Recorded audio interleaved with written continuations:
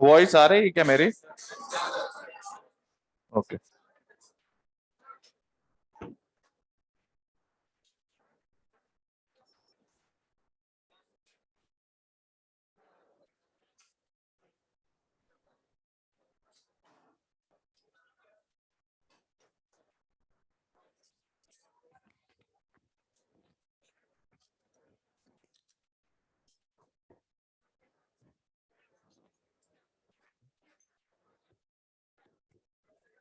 Last कहाँ पे थे हम लोग?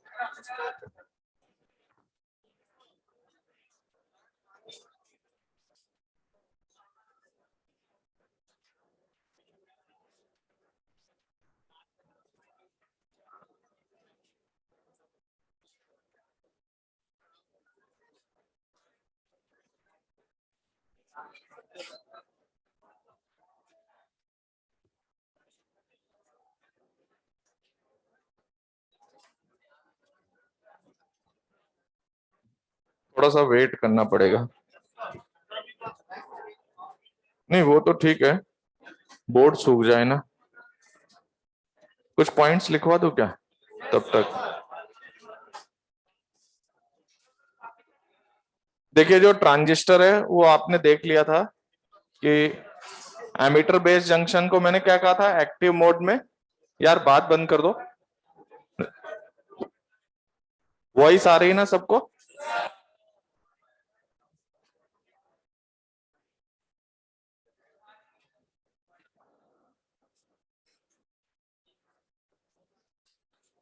तो देखिए मेरे पास कंडीशन क्या है कि जो ट्रांजिस्टर है उसमें एमीटर में हमने डोपिंग ज्यादा की है, बेस में हमने डोपिंग कम की है और उसके विड्थ भी बहुत कम है, और जो हमारा कलेक्टर है उसमें डोपिंग कम है लेकिन विड्थ वहां पर ज्यादा है।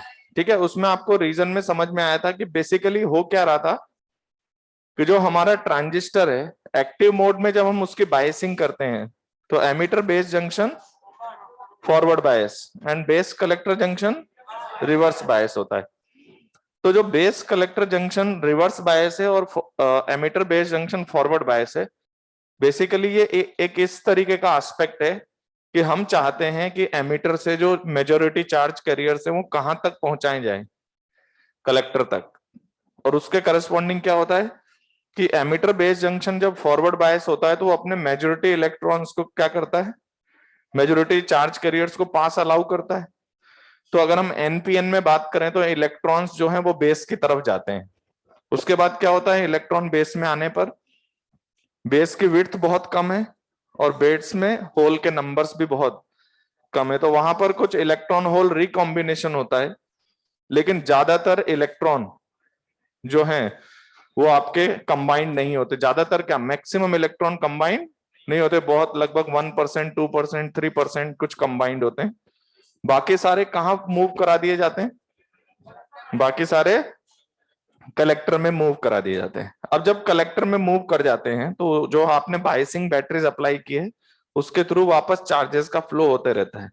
तो ओवरऑल हमारे पास जो एमीटर से चलते हैं चार्ज कैरियर्स, है ना, इसमें हम मेजोरिटी की बात करें, माइनॉरिटीज भी चल रहे हैं लेकिन हम मेजोरिटी के करस्पॉन्डिंग ही सारा इफेक्ट आएगा।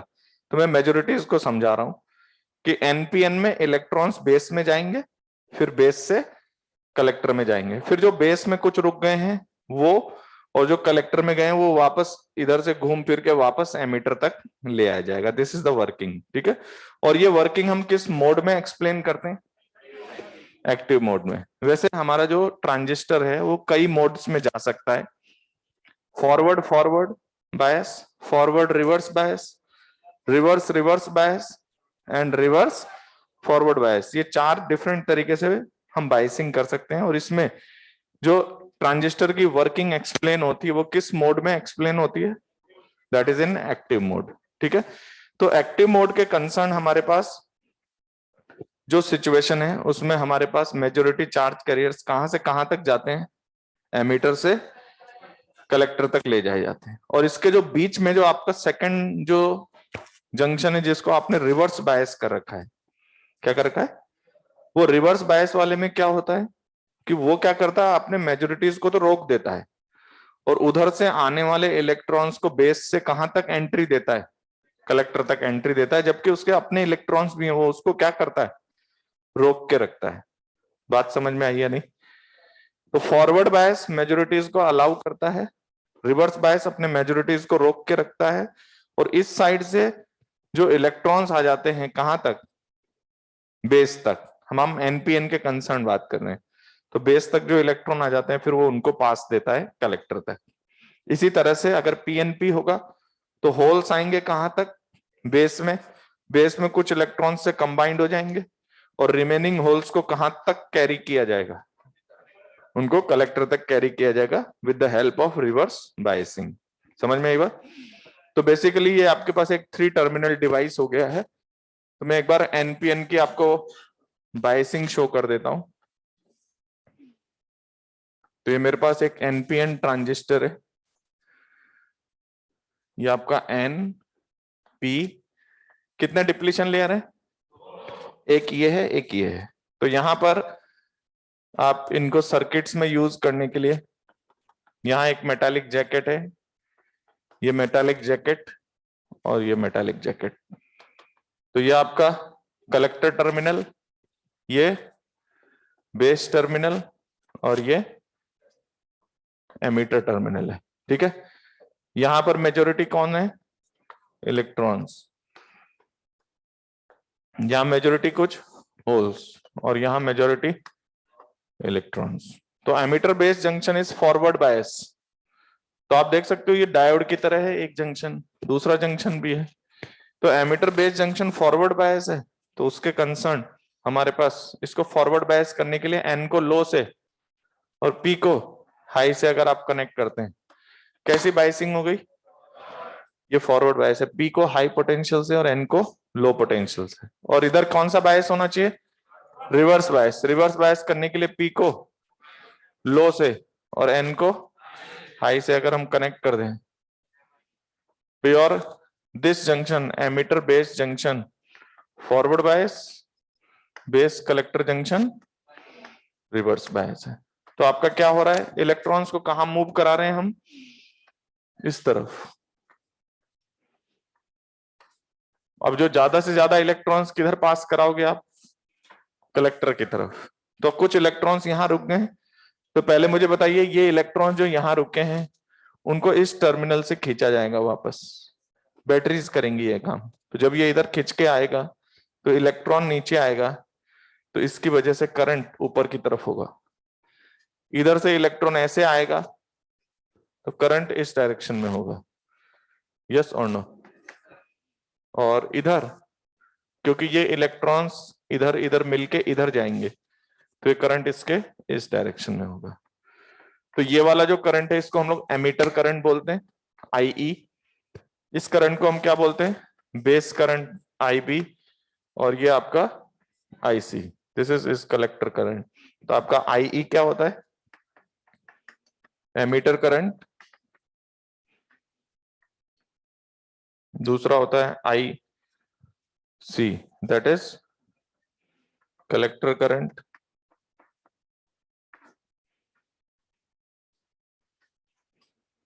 और आईबी इज बेस करंट।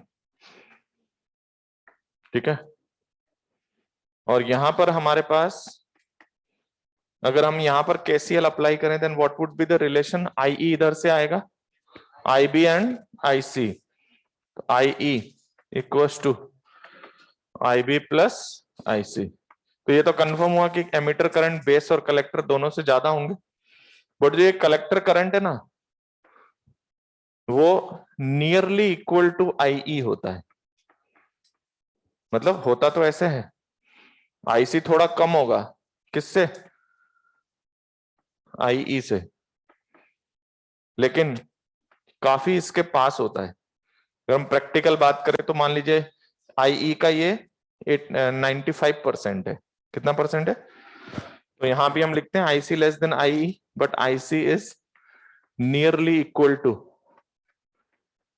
दोनों बातों का मतलब समझते हो ना, आसपास की वैल्यू है लेकिन छोटा है। और आईबी आपका बहुत छोटा है, किसके concern, IE. Even IE and IC इन दोनों से बहुत छोटा होता है। समझ में आई बात? तो ये हमारे पास रिलेशंस है। अब देखिए जो ट्रांजिस्टर है उसका नाम ट्रांजिस्टर क्यों है? क्योंकि जो आपका एमीटर बेस्ड जंक्शन है, आपको पता है फॉरवर्ड बायस में क्या होता है? फॉरवर्ड बायस में रेजिस्टेंस ऑफर्ड कम होता है, यस और नो? लेकिन रिवर्स बायस में रेजिस्टेंस ऑफर्ड ज्यादा होता है।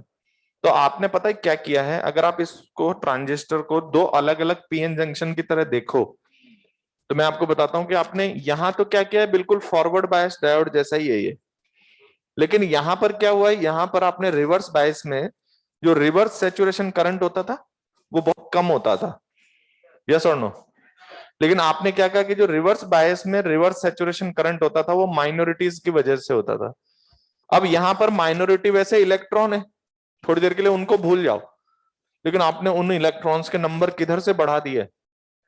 एमीटर से भेज के वो माइनॉरिटीज के नंबर ही बढ़ा दिया आपने। तो जो रिवर्स बायस में हाई करंट, जो लो करंट होता था, रिवर्स बायस में सिर्फ रिवर्स सैचुरेशन करंट होता था विदाउट ब्रेकडाउन, लेकिन अब वहां पर भी बहुत ज्यादा अमाउंट ऑफ करंट फ्लो कराया जा रहा है। किसकी हेल्प से? जो माइनॉरिटी कैरियर्स थे, वो माइनॉरिटी तो थे, लेकिन एमीटर से बेस में वो माइनॉरिटी होने की वजह से एमीटर से बेस में जब आप उधर से इलेक्ट्रॉन ले आते हो तो वो बहुत ज्यादा, तो बेस के माइनॉरिटी इलेक्ट्रॉन्स इधर के माइनॉरिटी होल्स की वजह से रिवर्स सैचुरेशन करंट होता है, लेकिन यहां पर इलेक्ट्रॉन्स के नंबर एमीटर की वजह से बढ़ गए हैं, तो सर्किट में बहुत ज्यादा करंट पास हो रहा है।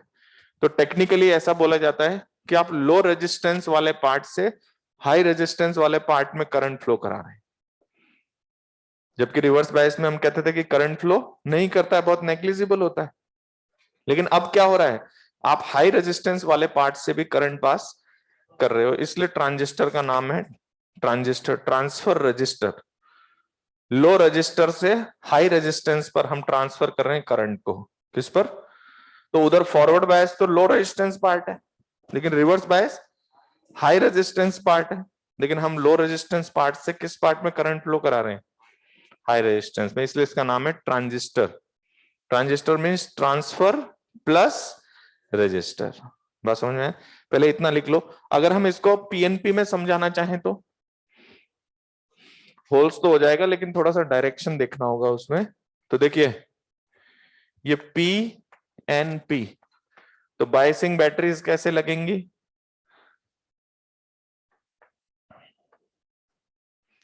पीएनपी, इधर मेजोरिटी कौन है? होल्स। इधर मेजोरिटी इलेक्ट्रॉन्स है लेकिन बहुत कम है, इधर मेजोरिटी होल्स हैं लेकिन डेंसिटी उनकी कम है। इधर फॉरवर्ड बायस और इधर रिवर्स बायस। रिवर्स बायस करो इस तरह से, तो ये आपका फॉरवर्ड बायस हो गया ये जंक्शन, और ये रिवर्स बायस। तो अब बताइए ये फॉरवर्ड बायस होल्स को इधर भेजेगा, ठीक है? वो कुछ इलेक्ट्रॉन से कंबाइंड होंगे और बाकी होल्स इधर ट्रांसफर कर दिए जाएंगे, फिर ये होल्स उधर से आएंगे। तो यहां पर एमीटर करंट इस तरह से होगा पीएनपी में, अंदर की तरफ, क्योंकि होल ऐसे जा रहे हैं तो होल इधर जाएंगे, फिर इधर से होल आएंगे नीचे, तो आई भी नीचे की तरफ होगा, इधर से आईसी भी हमारे पास नीचे की तरफ होगा, ऐसे I B plus IC equals to, ये करंट इधर से एंटर करेगा। तो हमारा जो एनपीएन ट्रांजिस्टर है उसमें हमारा एमीटर से करंट बाहर आएगा, इधर पॉजिटिव होगा, और इधर एमीटर से करंट अंदर जाएगा। बाकी सारी रिलेशन सेम है, बस फर्क एक बात का है कि वहां पर एनपीएन में मेजोरिटी इलेक्ट्रॉन्स से बातें हो रही हैं, यहाँ पर मेजोरिटी होल से। किसकी मोबिलिटी ज्यादा होती है? अच्छा, इलेक्ट्रॉन्स की मोबिलिटी ज्यादा होती है, इसलिए आप देखेंगे कि ज्यादातर हम लोग पीएनपी की जगह किसका यूज करते हैं? एनपीएन, क्योंकि एनपीएन में इलेक्ट्रॉन्स की मोबिलिटी ज्यादा होती है। कर सकते हैं रिवर्स बायस में ज्यादा वोल्टेज यूज कर ही सकते हैं। और क्या कहते हैं, हम ये कहना चाह रहे हैं कि वो ज्यादा वोल्टेज होने के बावजूद भी हम वहां से करंट पास कर रहे हैं, और इवन उसके खुद के जो रिवर्स बायस वाले थे उनकी वजह से नहीं, एक्स्ट्रा इलेक्ट्रॉन्स की वजह से आप उस जगह पर करंट पास कर पा रहे हैं। तो हम ये बोलते हैं टेक्निकली कि हाई रेजिस्टेंस पार्ट से भी हम करंट फ्लो करा रहे हैं, ठीक है, याद रखना सब प्रैक्टिकल बेस्ड चीजें। तो पहले एनपीएन और पीएनपी में ये सारी चीजें लिख लो।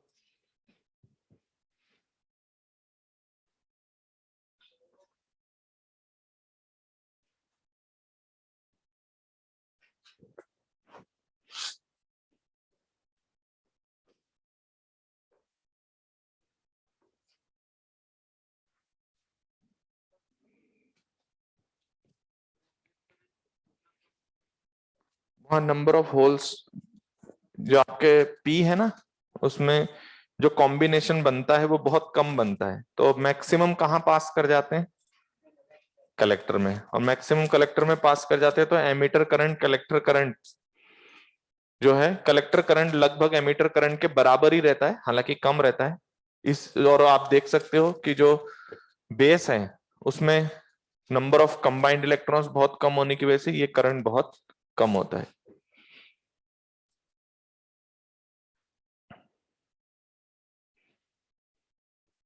Okay,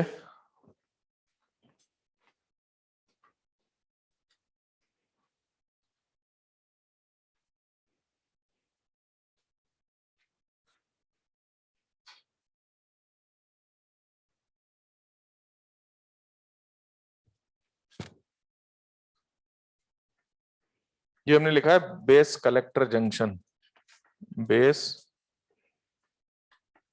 collector junction. ठीक है, base collector junction reverse bias और emitter base junction forward bias होता है।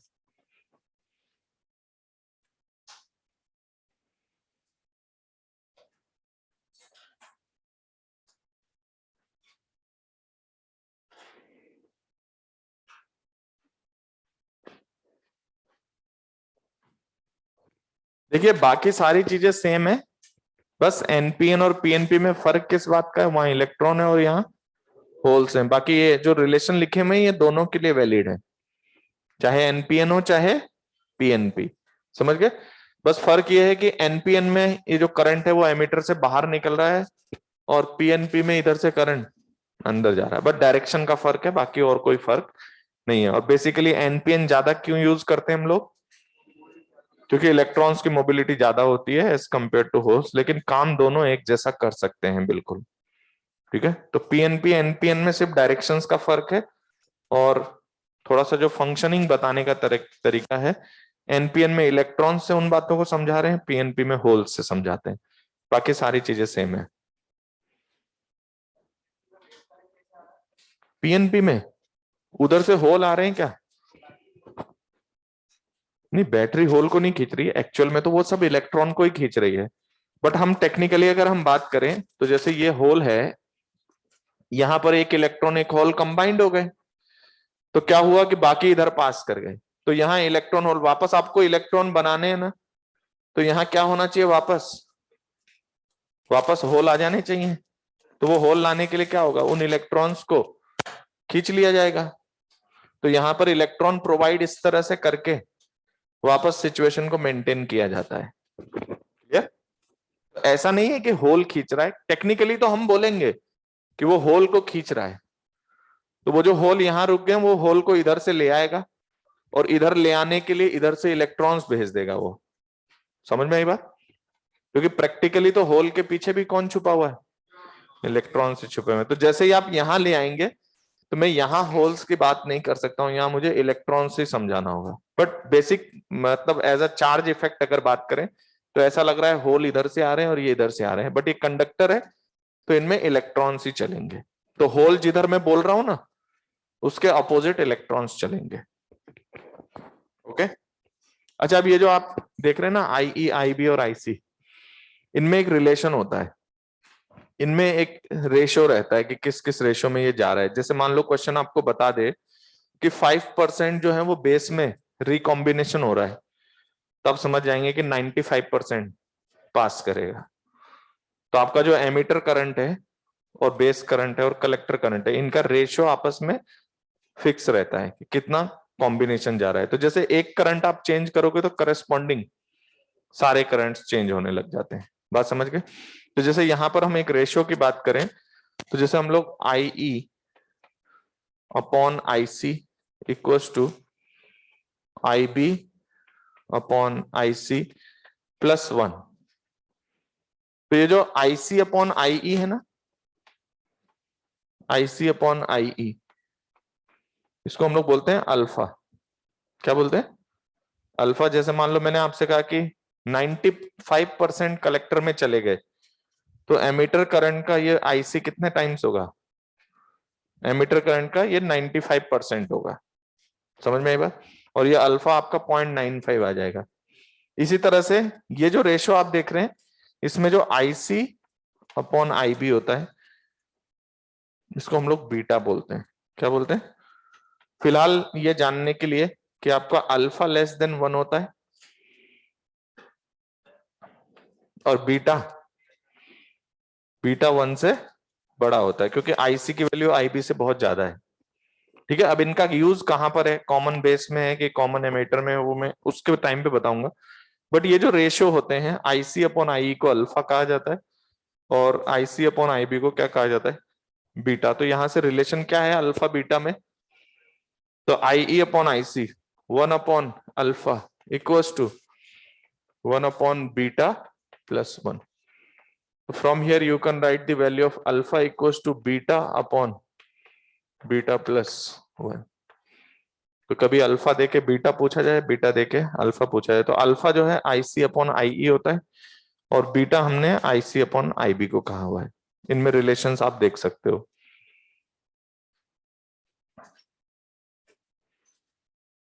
नहीं बेटा, आईसी जो होता है, अल्फा जो होता है वो आईसी अपॉन आई होता है। आईसी अपॉन आई को अल्फा कहा जाता है। क्या? कौन सा रिजल्ट? ये लिखा हुआ है ना, इसको मैंने आईसी से डिवाइड कर दिया। इसको आईसी से डिवाइड करोगे तो IC I upon IC, IB upon IC plus 1, और यहां पर मैंने रख दिया। ये रेशियो किस सर्किट में कहां काम आएंगे वो मैं बताता हूं अभी। अभी ये ट्रांजिस्टर का अल्फा बीटा है। अल्फा जो है वो आईसी अपॉन आई होता है और बीटा जो है that is IC upon IB होता है। तो इनमें एक पर्टिकुलर रेशियो है उसके कंसर्न।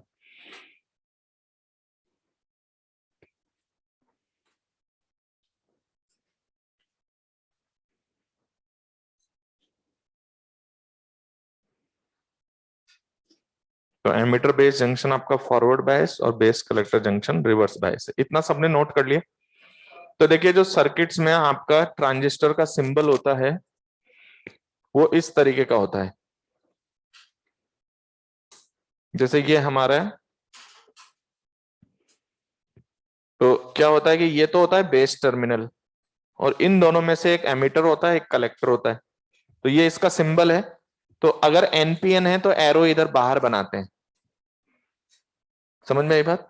एरो जो है वो एमीटर पे बनाया जाता है। तो this is your emitter, base and collector. और ये किस टाइप का ट्रांजिस्टर हुआ? N P N. इसी तरह से अगर हम पीएनपी में बात करें तो सिर्फ फर्क इतना सा है कि आपका जो एमीटर में है उसमें करंट का एरो जो हम दिखा रहे हैं वो बाहर की तरफ ना होके अंदर की तरफ दिखाया जाता है। और ये आपका पी एन पी, और जिस पे एरो बना है डेफिनेटली वो एमीटर है, बीच वाला बेस है और ये तीसरा कलेक्टर है। तो सर्किट में हम जब शो करेंगे तो हम इसके कंसर्न बात करेंगे। क्लियर है?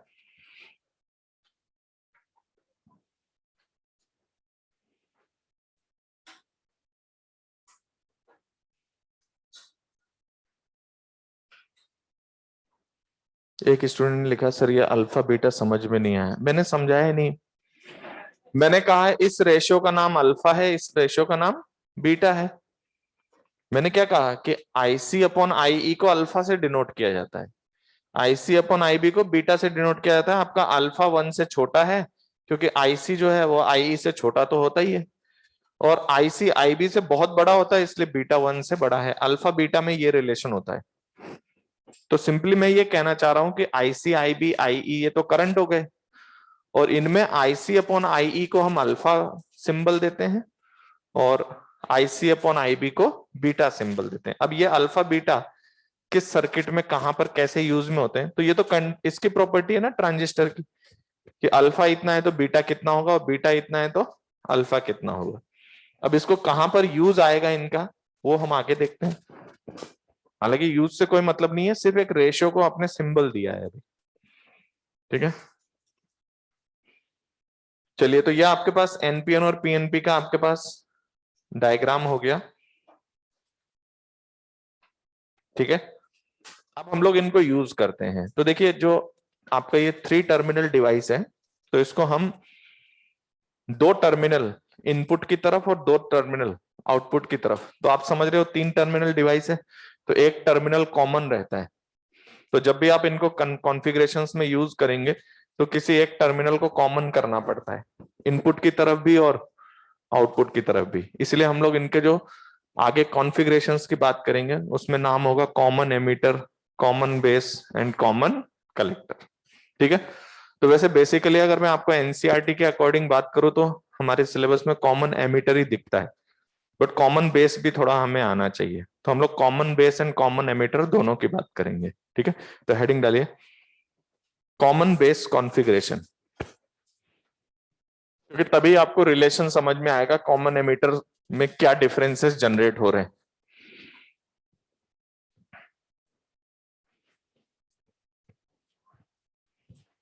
थोड़ा सा थ्योरेटिकल टॉपिक है तो ध्यान से सुनना, सब कुछ प्रैक्टिकल बेस होता है, हर जगह किंतु परंतु नहीं है यहाँ पे। ठीक है, तो देखिए हम किस पर बात कर रहे हैं, कॉमन बेस। तो नाम से ही समझ में आ रहा है, कॉमन बेस कॉन्फ़िगरेशन।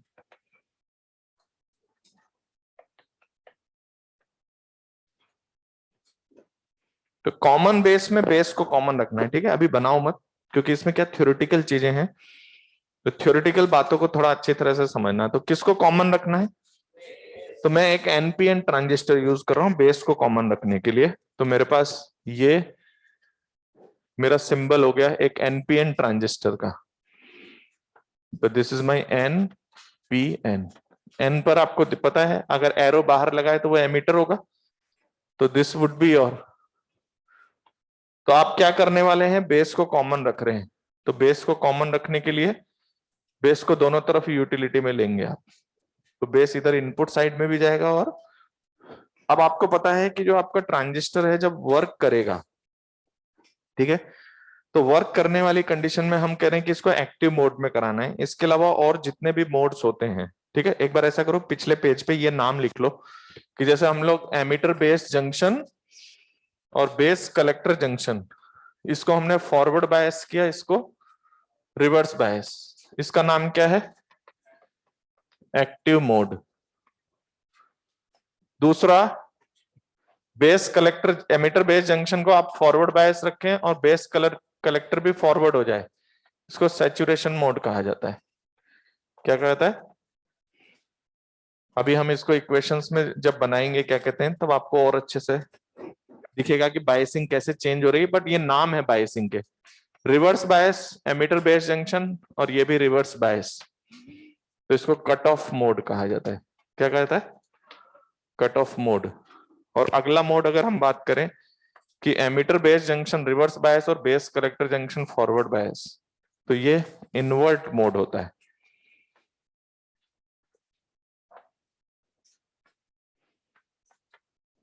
ठीक है, पहले मैं इन्हीं के बारे में आपको बता दूं कि ये सिचुएशन क्या है, बहुत सिंपल है।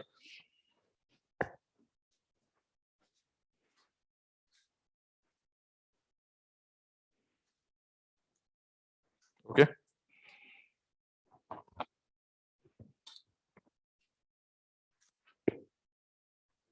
देखो इधर सबसे पहली बात सिंपल, आपको एमीटर बेस ये तो पता चली गया। फॉरवर्ड रिवर्स में क्या होता है, इधर से जा रहा होता है और उधर कलेक्टर तक पासिंग होती है, यही बात है। क्योंकि फॉरवर्ड बायस मेजोरिटी को जाने देता है, रिवर्स बायस अपने मेजोरिटी रोककर एमीटर से आने वालों को जाने देता है, यही है ना सिंपल कहानी। अच्छा, अब दूसरी कहानी क्या है कि फॉरवर्ड फॉरवर्ड का क्या मतलब हुआ, तो इधर आपका एमीटर बेस जंक्शन फॉरवर्ड है, लेकिन उधर से बेस कलेक्टर भी फॉरवर्ड हो गया। तो बेस कलेक्टर पता है क्या करता है, फॉरवर्ड होते ही वो अपने इलेक्ट्रॉन उल्टा भेजना चाहता है। तो होता क्या है कि इधर से एमीटर के इलेक्ट्रॉन्स आ रहे होते हैं, इधर से ये आ रहे होते हैं, तो आउटपुट में कलेक्टर करंट डिक्रीज कर जाता है। क्यों कर जाता है? क्योंकि एक्चुअल में क्या था, कलेक्टर करंट इधर से सबको पासिंग मिल रही थी, लेकिन अब हुआ क्या, अगर आपका बेस कलेक्टर जंक्शन रिवर्स बायस की बजाय फॉरवर्ड बायस हो जाए, तो वो अपने इलेक्ट्रॉन उधर भेजना चाह रहा है और उधर से आने का सपोर्ट नहीं कर रहा है। तो जो उधर से आने वाला कलेक्टर करंट है वो हमारा क्या कर जाता है, कम हो जाता है, क्योंकि इधर से भी जा रहे हैं, उधर से भी आना चाह रहे हैं, उधर से आने का सपोर्ट कम हो गया, इधर से ये जाने लग गए, तो नेट वैल्यू कम हो जाती है। क्लियर है? तो इस मोड का क्या नाम है, सैचुरेशन मोड। अच्छा, अगर हम एमीटर बेस जंक्शन को कैसा रखते हैं, रिवर्स बायस, तो आप समझ रहे हो emitter base junction reverse bias का मतलब, ये इधर से अपने मेजोरिटी नहीं भेजना चाहता है और ये भी अपने मेजोरिटी, तो आपका इनपुट करंट ही जीरो हो जाता है। समझ गए? इनपुट करंट जीरो बना रहता है, हालांकि वो रिवर्स सैचुरेशन करंट है, बहुत नेग्लिजिबल होता है। तो दोनों तरफ रिवर्स सैचुरेशन करंट चल रहे होते हैं, लेकिन वो नेग्लिजिबल है, तो आप सिंपल वे में समझ सकते हो, ना इनपुट साइड में कोई करंट है, ना इधर कुछ आउटपुट साइड में करंट है, मतलब सिस्टम बंद हो गया पूरा। ठीक है? और इस मोड को देख रहे हो क्या, क्या ये इसका जस्ट उल्टा है? तो इसमें आप क्या चाहते हो कि एमीटर बेस तो रिवर्स बायस हो जाए और बेस कलेक्टर, तो यहां ऐसा नहीं होगा कि आप चाहते हो कलेक्टर से एमीटर तक ले जाया जाए। तो मोड तो ये ऐसा ही है, लेकिन ये हमारे काम का नहीं है। क्यों नहीं? क्योंकि कलेक्टर के पास जगह ज्यादा होनी चाहिए और एमीटर के पास चार्ज कैरियर ज्यादा होने चाहिए। तो अगर आप उल्टी बायसिंग कर दोगे तो कलेक्टर एमीटर जैसा काम करेगा, और एमीटर, तो इधर एमीटर के पास जगह कम है और उधर कलेक्टर के पास चार्ज कैरियर्स कम है, तो इसलिए इस मोड का नाम क्या है। मतलब देखने में तो आपको लगेगा कि ये बिल्कुल वैसा ही है, लेकिन प्रैक्टिकली वो वैसे काम नहीं कर पाएगा, क्योंकि आपको पता है कि कलेक्टर को जगह ज्यादा चाहिए और एमीटर में चार्ज कैरियर्स ज्यादा चाहिए। यस और नो? तो अब मेरे पास ये जो आप मोड्स देख रहे हैं, तो हम सारा एक्सप्लेनेशन किस में करते हैं, एक्टिव मोड में। और एक्टिव मोड अगर डिस्टर्ब हो जाता है तो हम कहते हैं कि वो हमारा जो ट्रांजिस्टर है वो बंद होने वाला है, तो हम कहते हैं वहां उसका मोड की स्विचिंग हो रही है। क्या हो रही है? तो अगर स्विचिंग जब होती है, तो जैसे सैचुरेशन मोड में आ जाए या कट ऑफ मोड में आ जाए, तो हम बोलेंगे कि हमारा स्विच कर रहा है ट्रांजिस्टर। क्या कर रहा है? इसको बोलते हैं ऑन स्विच, इसमें आने को कहते हैं ऑफ स्विच। इसमें ऑन स्विच इसलिए कहते हैं क्योंकि हमारा जो इनपुट साइड है उसमें करंट होता है, लेकिन आउटपुट में करंट डाउन हो रहा होता है। इधर हमारा इनपुट में भी करंट जीरो है, आउटपुट में भी जीरो बन जाता है, तो इसको बोलते हैं ऑफ स्विच और इसको बोलते हैं ऑन स्विच, क्योंकि इनपुट साइड इसमें चालू है आपका, लेकिन आउटपुट डिक्रीज कर रहा है। यहाँ इनपुट ही बंद हो गया तो हम बोलते कट ऑफ हो गया, इसको ऑफ स्विच बोला जाता है। समझ में आई बात? तो अब हम जो डिस्कशन करेंगे वो हम बात करेंगे एक्टिव मोड से, और अगर मोड में कुछ वेरिएशंस हो जाते हैं तो उसके करस्पॉन्डिंग आपका जो ट्रांजिस्टर है वो एक्टिव मोड से इन मोड्स में आ जाएगा। ये इनके स्विचिंग मोड्स होते हैं। ठीक है? तो मेरे पास इसकी मुझे बायसिंग करनी है, तो सबसे पहली बात आपको ध्यान रखना है कि आपको बायसिंग जो करनी है उसका मतलब होता है कि आप इसको फेवरेबल कंडीशन दे रहे हैं ताकि वो एक्टिव मोड में रह सके। तो पहले आपको सिस्टम को एक्टिव मोड में बनाने के लिए इस सिचुएशन को लाने के लिए इनकी बायसिंग करनी पड़ती है। तो अगर आप उसमें भी कुछ वेरिएशन करते हैं, उसमें भी कुछ वेरिएशन करते हैं, तो आपको ध्यान रखना पड़ता है कि कहीं बायसिंग डिस्टर्ब ना हो जाए। समझ में आई बात? तो उनमें वेरिएशंस के करस्पॉन्डिंग हम लोग स्टडी भी करके रखते हैं कि किस किस सिचुएशन में ये गड़बड़ होगा। बात समझ गए कि नहीं? ताकि अगर आप सिस्टम को एक्टिव मोड में चलाना चाहते हैं तो सिस्टम आपका एक्टिव मोड में ही बना रहे। तो अभी हमने इसकी बाइसिंग करने के लिए क्या किया, इसका जो ये बेस आपका कॉमन है, ये एमीटर है और ये कलेक्टर है। इधर एक आपका जंक्शन बनेगा, कौन सा जंक्शन है? Emitter base junction. और इधर कौन सा जंक्शन है? वो उस तरह से जो कनेक्टिविटी है, ये EBC। तो एमीटर बेस जंक्शन है, बेस कलेक्टर जंक्शन है। मैं इसकी बाइसिंग परफॉर्म कर रहा हूं और सर्किट में कुछ और एलिमेंट्स भी लगा दे रहा हूं। मैंने यहाँ पर एक रेजिस्टेंस लगा दिया, सपोज RI बोल रहे हैं हम उसको, इनपुट रेजिस्टेंस। ठीक है? इसकी बाइसिंग करनी है तो बेस कॉमन है ना, तो एमीटर साइड में आप बायसिंग के लिए बैटरी लगा रहे हैं, तो ये ऐसी बैटरी है। समझ में आता है? क्योंकि ये आपका एन साइड है, ये लो पोटेंशियल है और ये हाई पोटेंशियल पे होना चाहिए, तो ये बायसिंग का काम करने वाली बैटरी है। इसको आपने रखा है VEE नाम। क्या क्या नाम है इसका? VEE, डबल ई सिंबल दिया जाता है ताकि हमें पता चल जाए ये बायसिंग बैटरी है। क्या है? ये एमिटर बेस जंक्शन को फॉरवर्ड बायस में रखने की जिम्मेदारी इसकी है। अगर आप इस ब्रांच में कोई और फ्लक्चुएशन करते हैं वोल्टेजेस का, तो इसकी जिम्मेदारी है कि इसको फॉरवर्ड बायस बना के रखें। समझ में आई बात? दूसरा, जो हमारे पास बेस कलेक्टर जंक्शन है, इसको रिवर्स बायस करना है, तो मैंने यहां पर एक रेजिस्टेंस लगा दिया जो मेरा R आउटपुट है। इस पर मान लीजिए मैं आउटपुट लेना चाहता हूं, इसकी बायसिंग करनी है रिवर्स बायस, तो ये आपका फॉरवर्ड बायस हो चुका। इसको रिवर्स बायस करने के लिए N side will be connected with high potential. समझ में आ रहा है? तो इस बायसिंग बैटरी का नाम है VCC। ठीक है, अच्छा ये नोट कर लिया ना सबने चारों नाम? अब ध्यान से सुनते रहना है क्योंकि प्रैक्टिकल बेस्ड चीजें हैं, ये सब लैब में डिसाइड होती हैं, डायग्राम से कम लैब में ज्यादा डिसाइड होती है, क्योंकि जो वेरिएशंस करेंगे वो सब लैब में ही होगा, हम आपको बस उसका आउटकम्स बताते चलेंगे कैसे हो रहा है। तो यहां पर अगर आप ये माने कि आपका सिस्टम किस कंडीशन में है, ये फॉरवर्ड बायस और ये, तो सर्किट में करंट फ्लो कर रहा है। तो ये लीजिए सर्किट में इधर IE पास कर रहा है, इधर से IE आएगा, इधर से होकर फिर इधर से कौन जाएगा? IB ऊपर, यही ना, और IC इस तरफ जाएगा। तो ये मेरा IC। ओके, अब मुझे ये बताइए कितने लोग ये बात समझ पा रहे हैं कि ये तो बैटरी का पूरा आउटपुट का पार्ट है, इनपुट का पार्ट है, इधर आपने रेजिस्टेंस भी लगा रखा है। ये आपका NP जो है, ये एक PN जंक्शन फॉरवर्ड बायस है। इधर थोड़ी गड़बड़ी हो रही है क्योंकि इधर आपने क्या किया है, रिवर्स बायस होने के साथ रिवर्स बायस की प्रॉपर्टी काम में नहीं ली जा रही, क्योंकि उधर से इलेक्ट्रॉन एक्स्ट्रा आ जा रहे हैं करंट पास करने के लिए।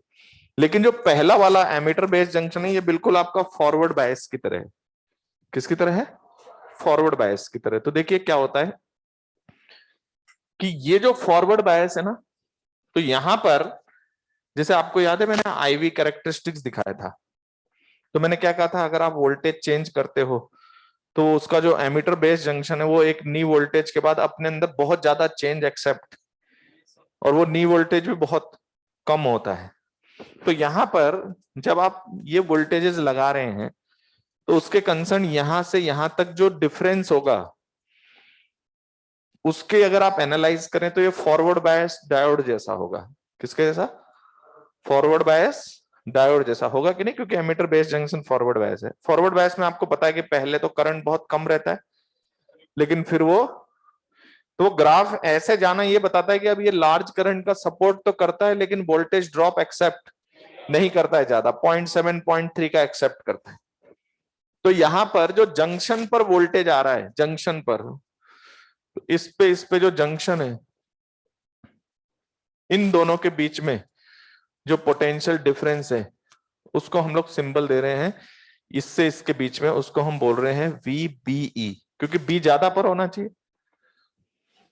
VBE याद रखना, वो इधर से भी निकालो चाहे इधर से, ये यहां से यहां तक शो करने का मतलब है कि आपका ये जो जंक्शन है यहां पर आपने जो दिखाया है, आप यहां से यहां तक के डिफरेंस की बात करें, ये फॉरवर्ड बायस डायोड जैसा है, और उसकी प्रॉपर्टी है कि वो एक पर्टिकुलर वोल्टेज के बाद बहुत ज्यादा वोल्टेज एक्सेप्ट, प्रैक्टिकली तो चेंजेस करता है लेकिन बहुत ज्यादा चेंज नहीं करता है।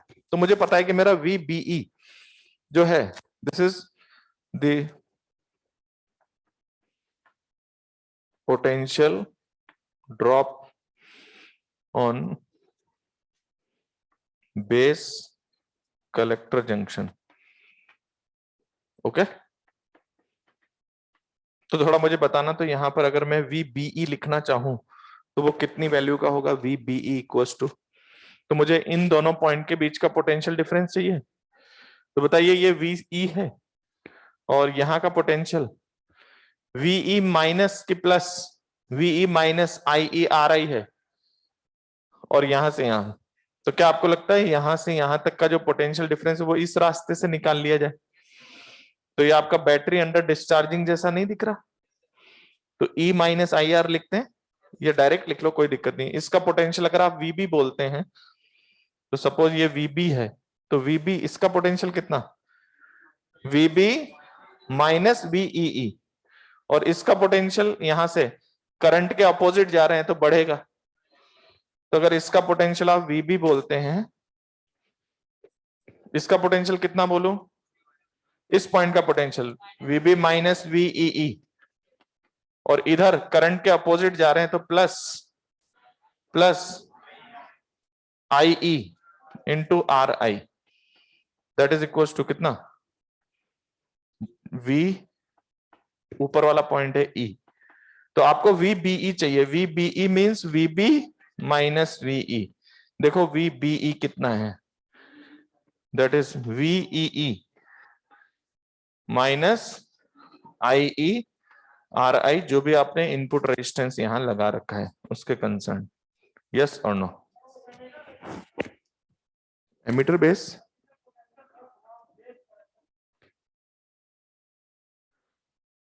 हाँ बेस एमीटर जंक्शन, बिल्कुल सही बात बोल रहे हो। नहीं, ये बात उसने बिल्कुल सही बोली है। यहां मुझे क्या लिखना चाहिए? VBE क्या है? Base emitter. Okay, I am sorry for that. मेरे पास VBE ये आएगा। अच्छा, ये कैलकुलेशन समझ में आ गई? VBE equals to VEE minus IE RI, और ये VBE क्या है? बेस और एमीटर। तो definitely potential drop between emitter base junction या बेस एमीटर जंक्शन। तो VBE, क्योंकि B आपका हाई पोटेंशियल पे होगा और E लो पोटेंशियल पे। इतना समझ में आया? तो ये आपने किस तरफ बना लिया? इनपुट में। आउटपुट में जरा देखिए, आउटपुट में आपका कौन ज्यादा है? C ज्यादा होना चाहिए, तो ये आपका C पॉइंट है, और ये, तो ये जो आउटपुट जंक्शन है जो रिवर्स बायस है उसको हम बोलेंगे VCB। VCB is what? Potential drop on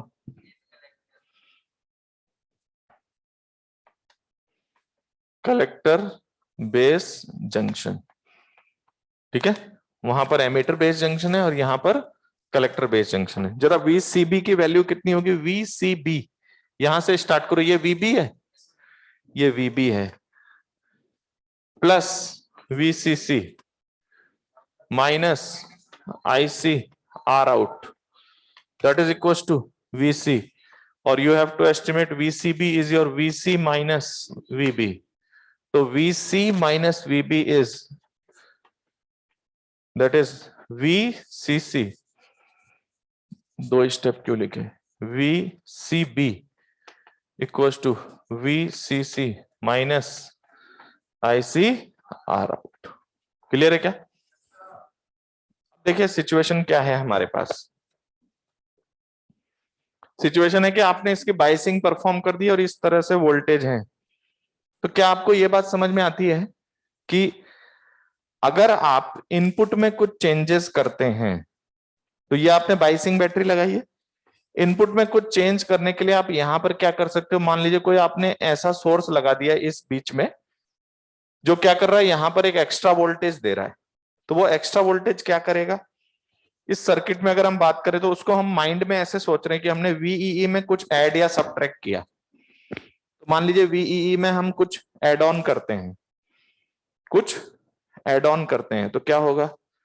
यहां पर आपका करंट बढ़ेगा, यहां करंट चेंज होगा, उसके करस्पॉन्डिंग बाकी सारे करंट्स चेंज होते रहेंगे। तो यहां पर बेस एमीटर जंक्शन पे जो वोल्टेज है, लेकिन आपको पता है कि वो एक पर्टिकुलर वैल्यू के बाद चेंज ऑलमोस्ट फिक्स रहेगा। ठीक है, तो यहां पर हम लोग इस ट्रांजिस्टर के लिए पहले तो हम लोग इनपुट आउटपुट कैरेक्टरिस्टिक्स की बात करेंगे। तो सबसे पहले मैं यहां पर इनपुट कैरेक्टरिस्टिक्स बना रहा हूं।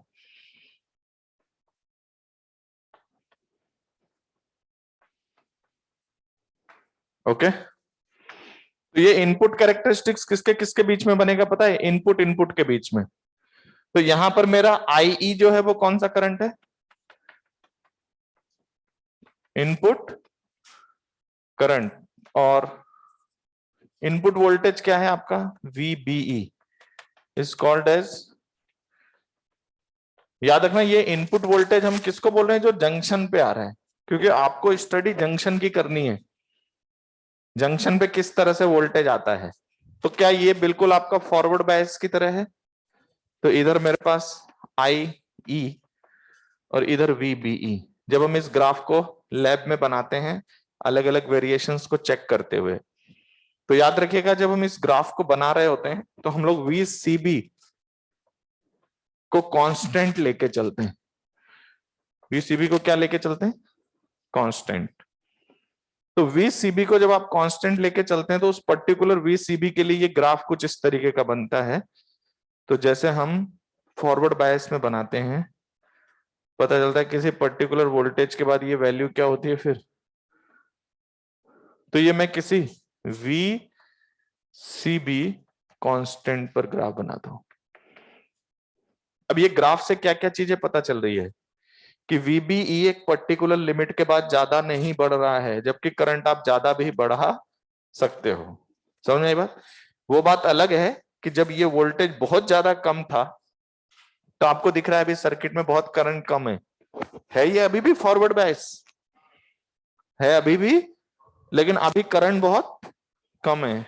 लेकिन जैसे जैसे हम आगे बढ़ रहे हैं तो धीरे धीरे करंट बढ़ता है, और फिर करंट बढ़ने के बाद VBE में चेंज आना बंद हो जाता है, हालांकि चेंज आ रहा है थोड़ा बहुत। समझ आएगा। तो आप करंट में चेंज कर रहे हो इनपुट करंट में, लेकिन इनपुट जो जंक्शन पे जो वोल्टेज जा रहा है उसमें वोल्टेज में कोई चेंज।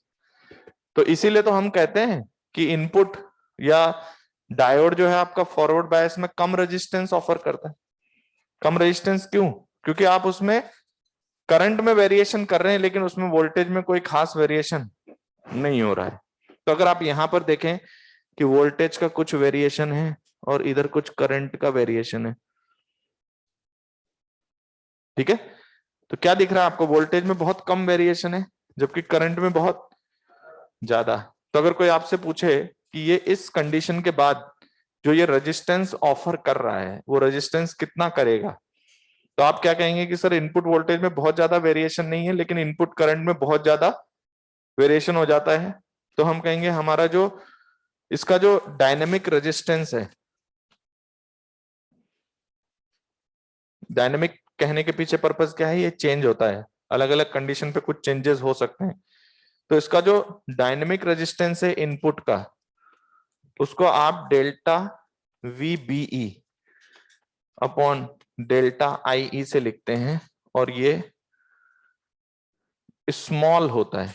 क्या होता है, इसमें कोई खास बात नहीं है। ये ग्राफ आप देख सकते हो कि इस ग्राफ में करंट में इंक्रीमेंट ज्यादा है जबकि वोल्टेज में इंक्रीमेंट कम है। ये ऑलमोस्ट ग्राफ ऊपर की तरफ सीधा हो जाता है।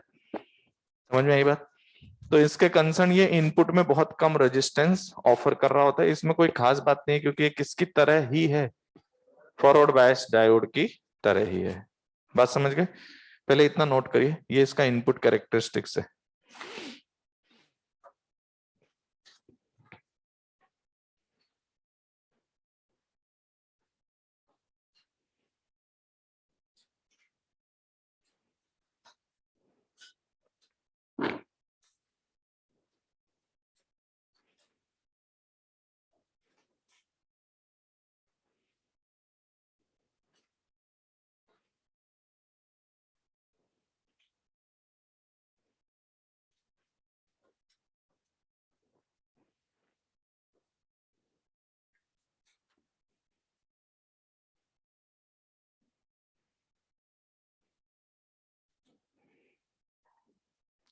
भैया पहले थोड़ा लेफ्ट कर दीजिए।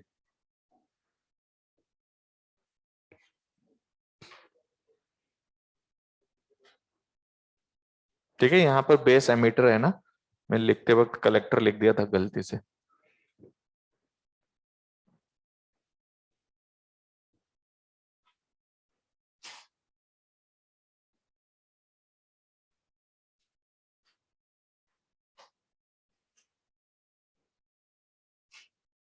अब ये कोई सोच रहा होगा कि सर ये कम कैसे आ गया, ये कम आया है तब पढ़ाया जा रहा है कि कम है। बात समझ रहे हो क्या। These curves are called characteristics. तो ये मैंने इनपुट कैरेक्टरिस्टिक्स कर बनाया है, इनपुट करंट इनपुट वोल्टेज के साथ, provided output voltage is constant, VCB constant रखा है हमने।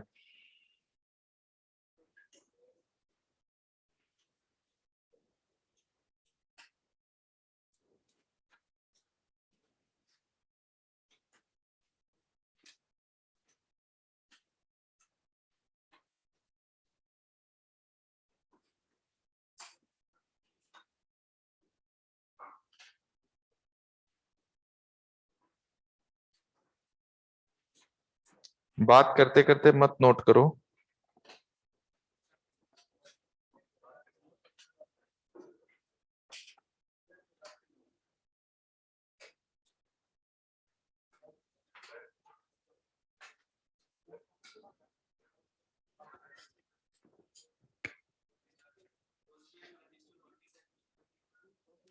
वर्किंग में तो होगा, पर उसका अगर ये करंट बहुत कम है तो, एक मिनट बात सुन लो, अगर वो करंट बहुत ज्यादा कम है तो वो कट ऑफ के जैसा ही काम करेगा।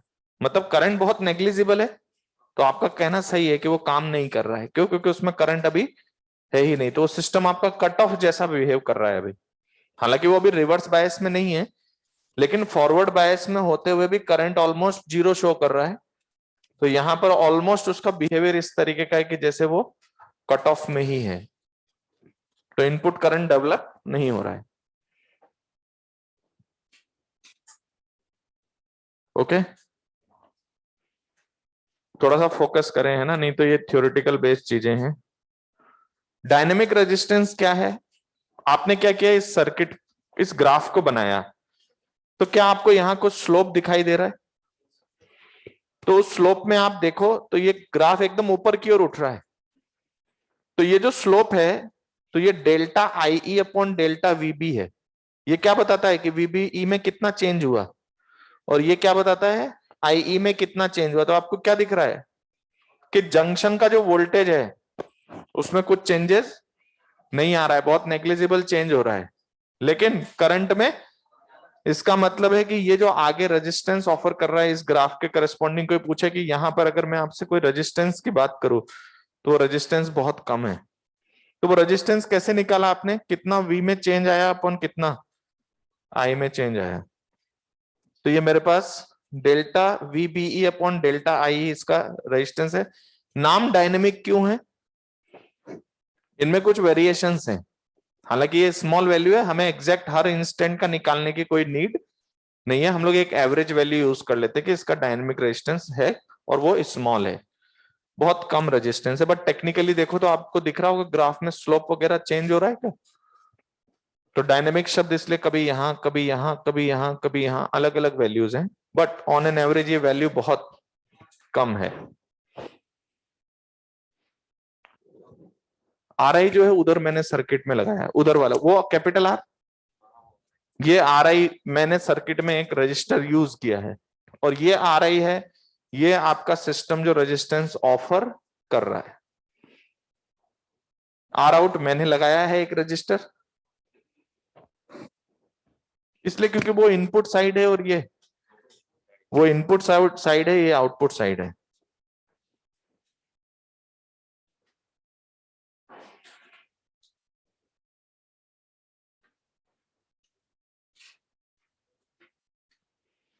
नहीं, ये बेटा यहाँ वीसीबी कांस्टेंट है। यहाँ पर कौन कांस्टेंट है इस ग्राफ में? ध्यान रखना है आपको कि जब हम इनपुट करंट और इनपुट करंट और इनपुट वोल्टेज का जब आप ग्राफ बना रहे हैं तो आप वीसीबी आउटपुट वोल्टेज को कांस्टेंट रख के चलते हैं। तो ये इनपुट कैरेक्टरिस्टिक्स है आपका।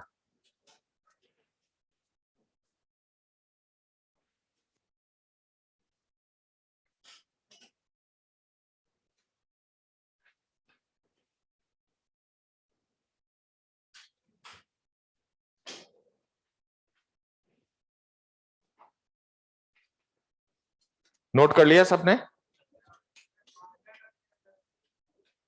अभी बता रहे हैं, हर सवाल का जवाब एक ही साथ दे देंगे तो कुछ भी नहीं दिमाग में रुकेगा।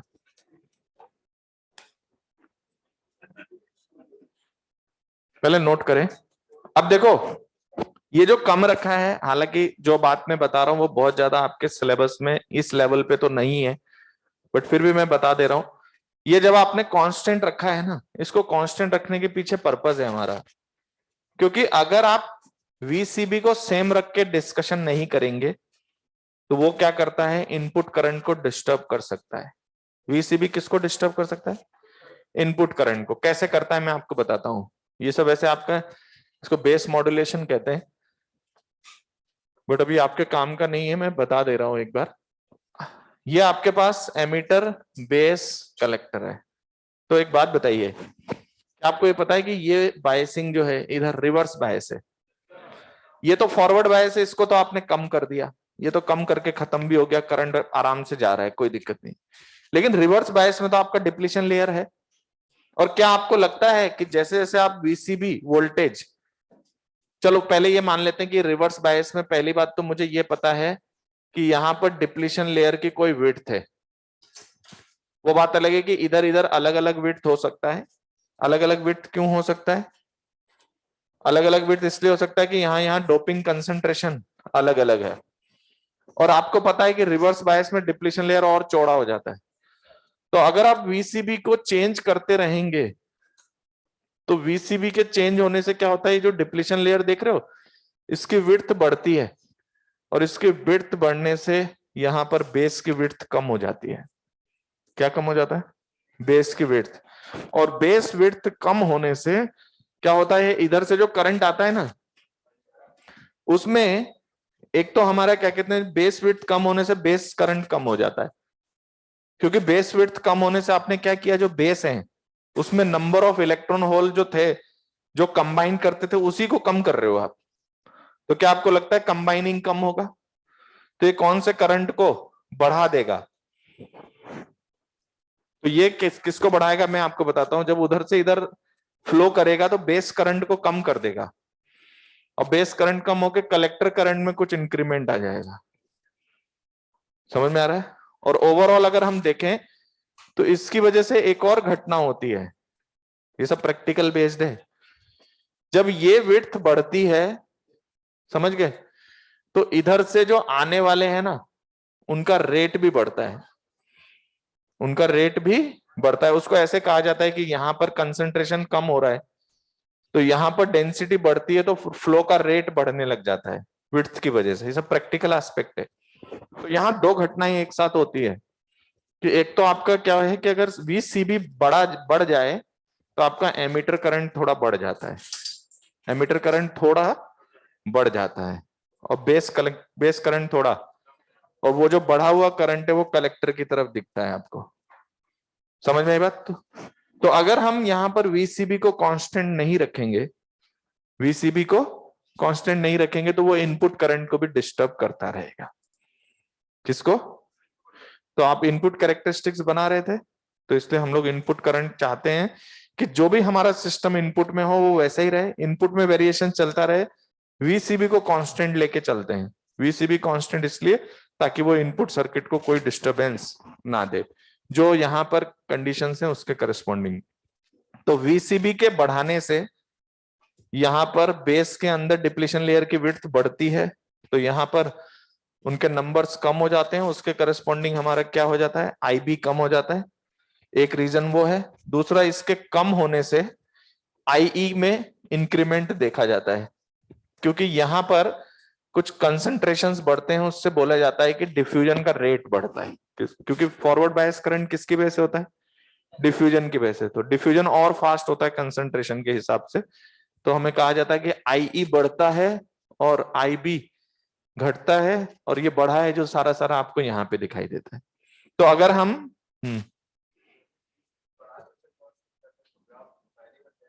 नहीं, ऐसे नहीं, हम एक पर्टिकुलर वैल्यू पे बनाएंगे, फिर मैं आपको अलग अलग कंडीशन पे अब समझा दूंगा कि अगर आप कुछ कर रहे हैं तो क्या होगा।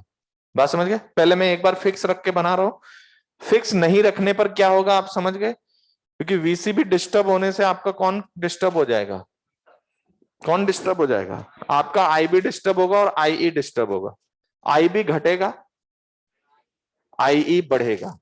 तो यहां पर अगर मैं इस वीसीबी को सपोज 2 वोल्ट पे बना रहा हूं, बैठ जाओ आप, अभी आपको समझ आ जाएगा। 2 वोल्ट पे बना रहा हूं, तो अगर मैं इसी ग्राफ में मेरा वीसीबी बढ़ा देता हूं, वीसीबी बढ़ा देता हूं, तो मेरा आईई बढ़ेगा कि घटेगा? तो जैसे मान लो मैं यहां खड़ा हूं किसी इस वोल्टेज पे, तो इस कंसर्न यहां आईई ये है, तो अगर मैं वीसीबी बढ़ाता हूं तो मेरा आईई बढ़ना चाहिए, ग्राफ यहां से ऊपर शिफ्ट हो जाएगा। तो ग्राफ ऊपर शिफ्ट होगा तो मुझे कुछ ऐसे बनाना पड़ेगा।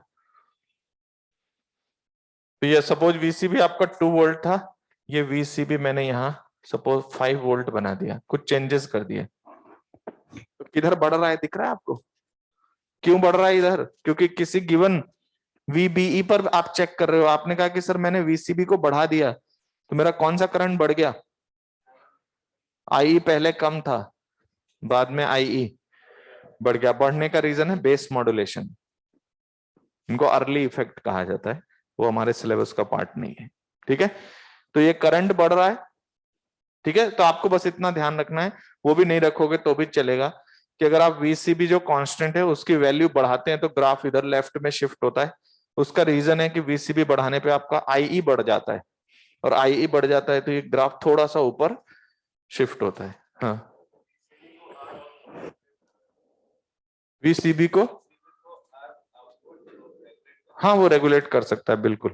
वो तो सब यहाँ पर है ना, क्योंकि वीसीबी में जो भी चेंजेस होंगे वो यहां से गवर्न होंगे, क्योंकि वीसीसी में तो आप कुछ चेंज नहीं कर रहे हैं।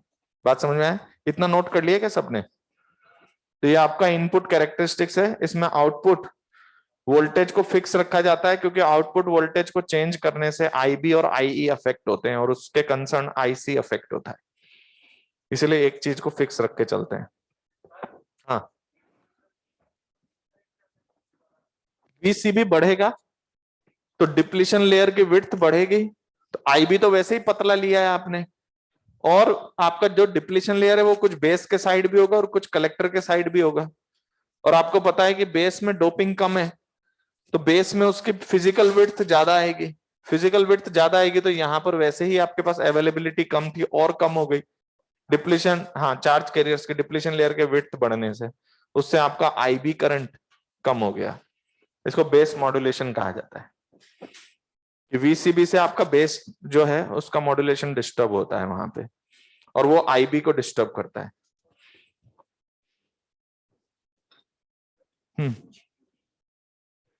वी कहां पे है?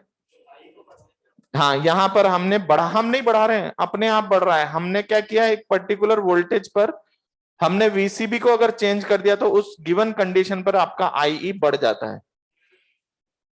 हाँ, तो वीसीबी कांस्टेंट रखा हुआ तो एक ही ग्राफ पे रहो।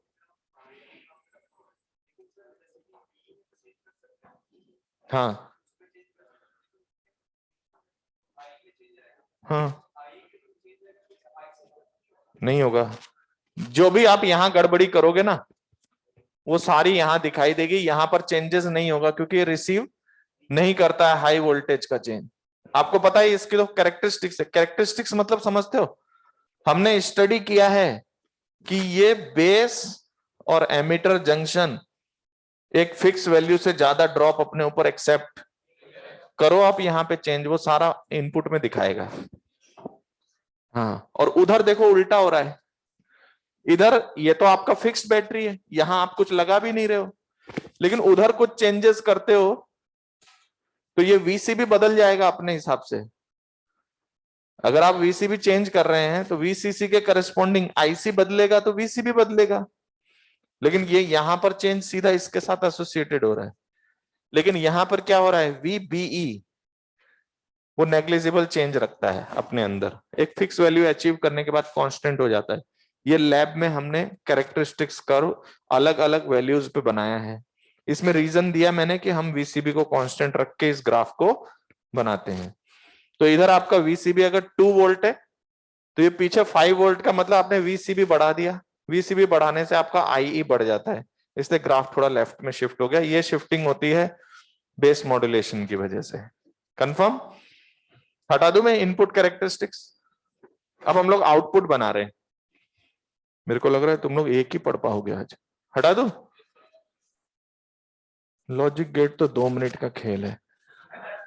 ट्रांजिस्टर तो निकल जाए पहले।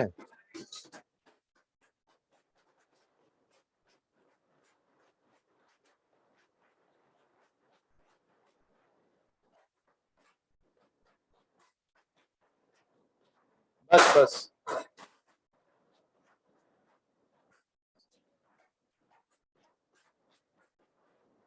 अरे ये क्या तरीका है तुम लोग।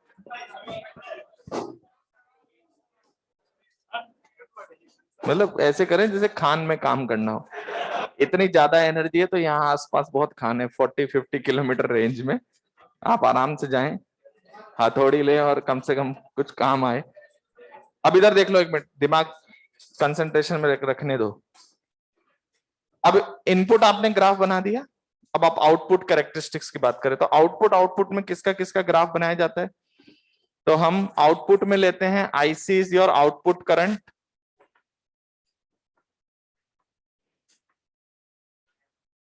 और VCB इज योर व्हाट।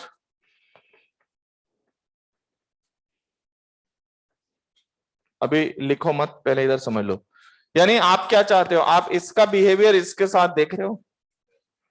पहले भी आपने यही किया है, इनपुट में इनपुट करंट के साथ इनपुट जंक्शन पे जो वोल्टेज आता है उसका बिहेवियर देखा आपने, और उसने बताया कि नहीं वो चेंज नहीं होता है। यस और नो।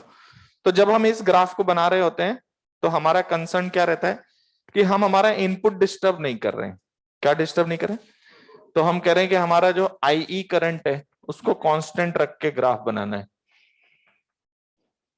ठीक है। तो मुझे बताओ, आपने इधर से कुछ IE करंट दिया हुआ है, समझ में आई बात। तो अगर हम IE को थोड़ी देर के लिए, ये हमारे पास आउटपुट करंट है और आउटपुट वोल्टेज है। ठीक है। मैं बिल्कुल आइडियल केस की बात कर रहा हूं। ठीक है। अगर मान लीजिए आपका VCB कुछ इस रेंज में है, चलो किसी भी रेंज में हो, अगर मैं IE 0 ले लूं तो IE 0 का मतलब क्या कि अभी आपका वो सर्किट ऑन हुआ ही नहीं है। तो यानी या तो आप इसको रिवर्स बायस पे रख रखा है आपने, यस और नो। रिवर्स बायस ही बोलेंगे क्योंकि हम इसको अगर फॉरवर्ड करते हैं तो आपको पता है बहुत कम वोल्टेज पे ये तो करंट देने लग जाता है। तो इसका मतलब इसको आपने रिवर्स बायस में रखा होगा तो IE आपका 0 है। तो IE आपका 0 है और IE 0 के करस्पॉन्डिंग IC 0 बना रहेगा। ये आपका ग्राफ है ऐसा। ओके। मुझे एक बात बताइए, मेरा जो IC है उसको अगर हम VCB के कंसर्न बात करें तो जैसे कि मैं VCB को थोड़ा थोड़ा बढ़ाऊंगा तो क्या आपको लग रहा है कि आपका जो IC करंट है वो थोड़ा थोड़ा बढ़ेगा।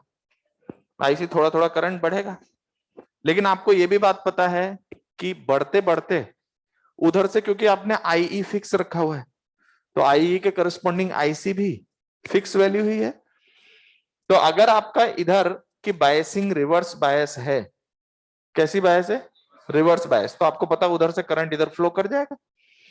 तो अगर आप VCB बढ़ाते हैं तो VCB से IE को बहुत थोड़ा बहुत फर्क पड़ता है, बहुत ज्यादा फर्क नहीं पड़ता, थोड़ा बहुत फर्क पड़ता है, वो हमने पिछले ग्राफ में बताया। अब हम कह रहे हैं कि हम अगर IE को फिक्स रख के चले और हम VCB वोल्टेज को बढ़ाएंगे तो हमारा जो IC करंट है वो बहुत ज्यादा नहीं बढ़ेगा, बहुत ज्यादा नहीं बढ़ेगा, थोड़ा थोड़ा बढ़ेगा। तो ऐसा करते हैं, पहले हम लोग VCB 0 की बात करते हैं। अगर VCB 0 से कुछ पॉजिटिव वैल्यू है तो क्या ये रिवर्स बायस है। तो रिवर्स बायस है तो उधर से एंट्री देगा करंट्स को, तो उधर से IE आएगा तो इधर से IC पास करेगा। तो आप देखोगे ये ग्राफ कुछ VCB 0 के बाद बहुत ज्यादा चेंजेस ना लेते हुए ये ग्राफ ऐसे कांस्टेंट होता है। हालांकि चेंज ले रहा है, बहुत थोड़ा थोड़ा चेंजेस आ रहा है, बहुत ज्यादा चेंज नहीं आ रहा। अगर हम VCB को नेगेटिव कर दें, VCB नेगेटिव का मतलब क्या समझते हो, ये फॉरवर्ड बायस है तो उधर भी फॉरवर्ड बायस, इधर भी फॉरवर्ड बायस, तो लड़ाई होगी सामने आमने सामने। इधर से ये भेजेगा तो ये भेजेगा, आउटपुट में करंट डिक्रीज कर जाएगा।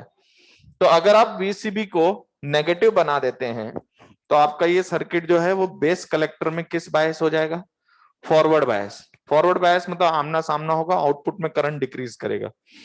तो अगर आप VCB को लेफ्ट में ले जाते हैं, 0 के लेफ्ट में, तो ये ग्राफ कुछ ऐसे घटते घटते घटते आउटपुट करंट को जीरो बनाने लग जाता है, क्योंकि आप जितना बढ़ाएंगे उतनी लड़ाई होगी। इधर से ये भेजेगा, उधर से ये भेजेगा, तो आउटपुट के साइड में net flow of charge decrease करता जाएगा, और डिक्रीज करते करते करंट जीरो हो जाएगा। तो आप कुछ नोटिस कर पा रहे हो कि यहां से यहां तक, तो यहां पर वेरिएशन बहुत ज्यादा दिखा क्योंकि यहां बायसिंग डिस्टर्ब हो गई। वीसीबी जीरो से ज्यादा पर ये रिवर्स बायस ही है। कैसा है?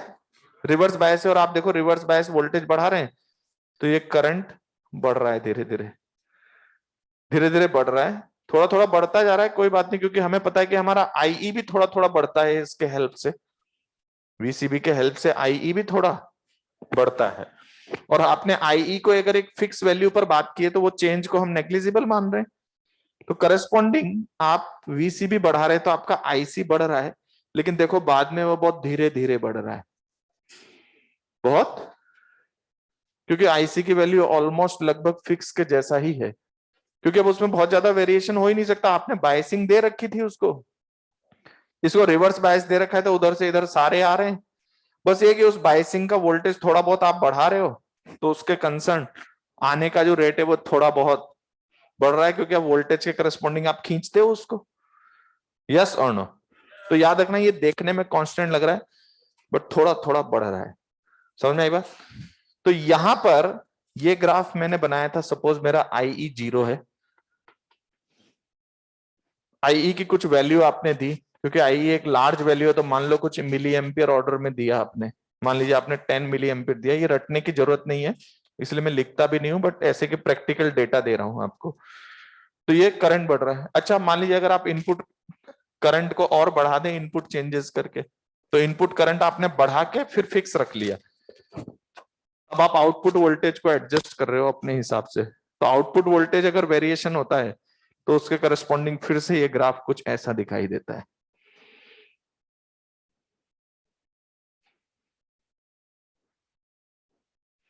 यहां से इधर देखो, ये एक्टिव रीजन है, घबराने की जरूरत नहीं है। कौन सा रीजन है ये? और एक्टिव में देखो ऑलमोस्ट करंट फिक्स चल रहा है। अगर बायसिंग डिस्टर्ब हुई तो ये लेफ्ट साइड पता है कौन सा मोड दिखाता है? Saturation mode.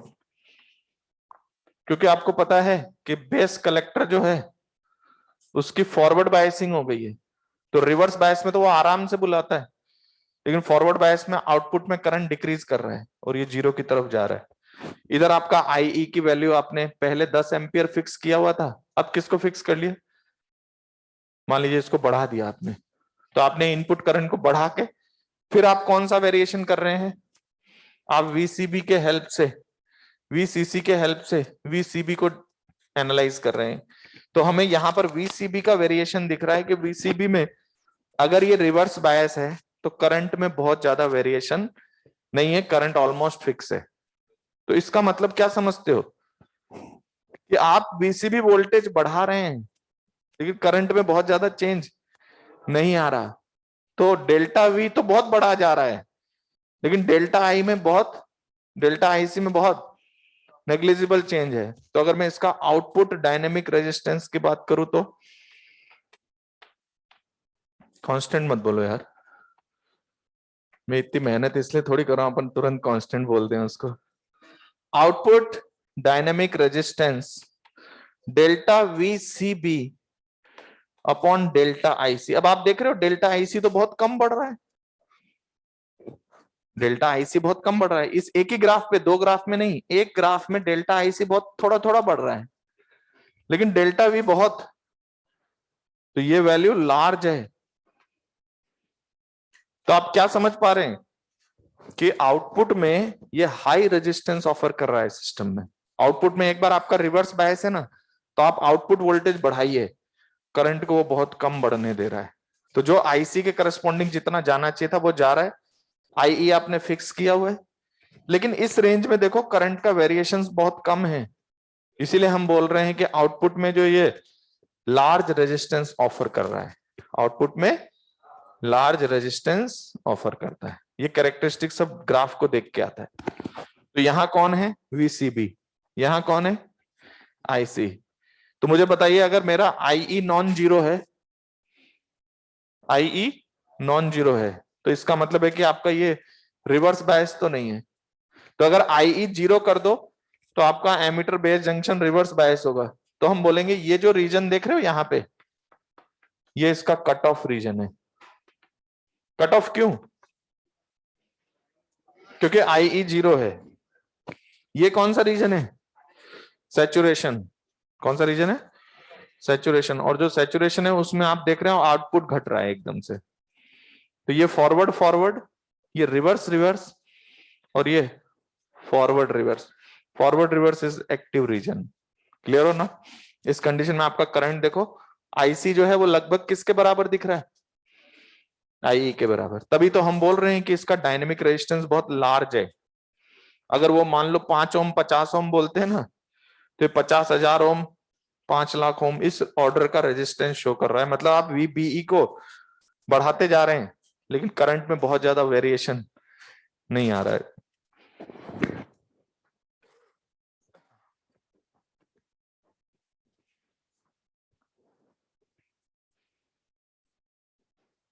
क्लियर?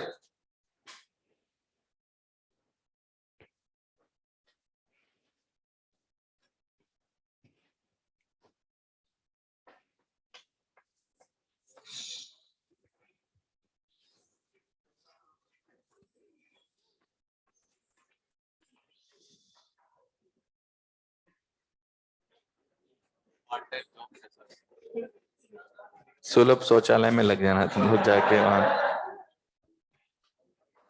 प्लेसमेंट लेने के लिए। यहाँ इतना बढ़िया टॉपिक चल रहा है, दिमाग पता नहीं कहाँ है।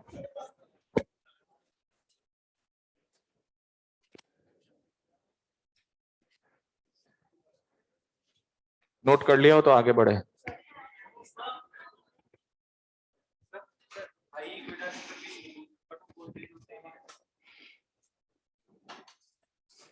कट ऑफ वोल्टेज तो नीचे है। अगर IE 0 है, ये रीजन पूरा एक्टिव है।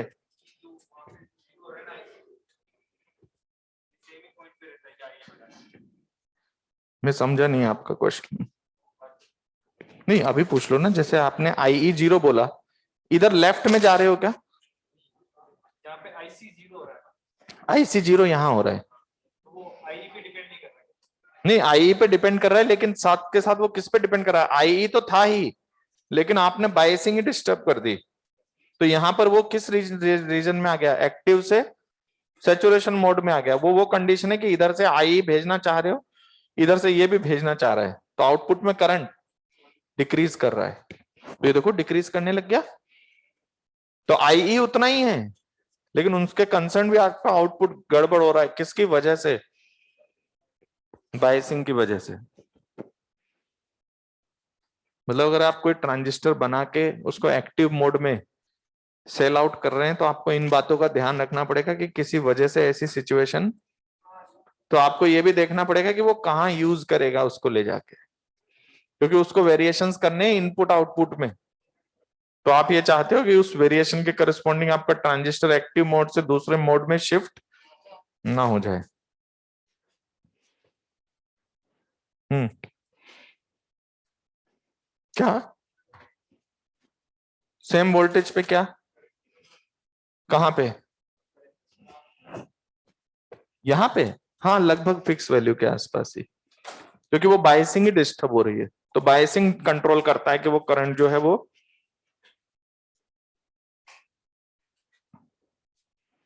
डायनेमिक रेजिस्टेंस का मतलब अलग अलग कंडीशंस पे।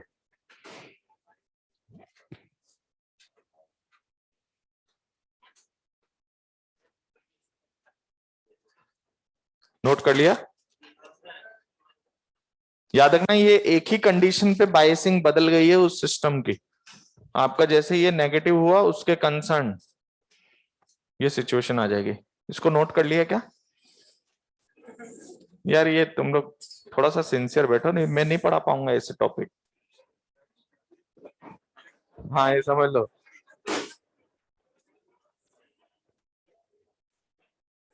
अच्छा ऐसा करते हैं, इसका एम्पलीफायर वाली बात बाद में कर लेते हैं। 5 मिनट बचा है, तो 5 मिनट में कॉमन एमिटर तो नहीं होगा, तो फिर अपन उसी पे बात करते हैं। 1 मिनट। अब इधर देखिए, एक्टिव मोड में क्वेश्चंस अभी आप समझ गए क्या इसको पूरा? तो अभी अपन इसको समझ रहे हैं। अभी हमने ये बताया ये काम कैसे करता है। अब एक्टिव मोड में हाँ वर्किंग थी और इसके कैरेक्टरिस्टिक्स है। कैरेक्टरिस्टिक्स का मतलब किसी चीज को आप जैसे जनरली किसी चीज का तो एक्सप्लेनेशन होता है मैथमेटिकल, लेकिन यहाँ सारा एक्सप्लेनेशन किसके बिहाफ पर है कि इनका जो बिहेवियर है कैरेक्टरिस्टिक्स है वो आप प्रैक्टिकल करके पता लगा रहे हो। तो आपने इनपुट कैरेक्टरिस्टिक्स स्टडी कर लिया, आउटपुट कैरेक्टरिस्टिक्स आपने स्टडी कर लिया। ठीक है, तो एक मिनट। तो सबसे पहली बात मैं ये डायग्राम मिटाऊंगा। तो आपका जो ट्रांजिस्टर है ना वो एक्टिव मोड में एक एम्पलीफायर की तरह काम करता है।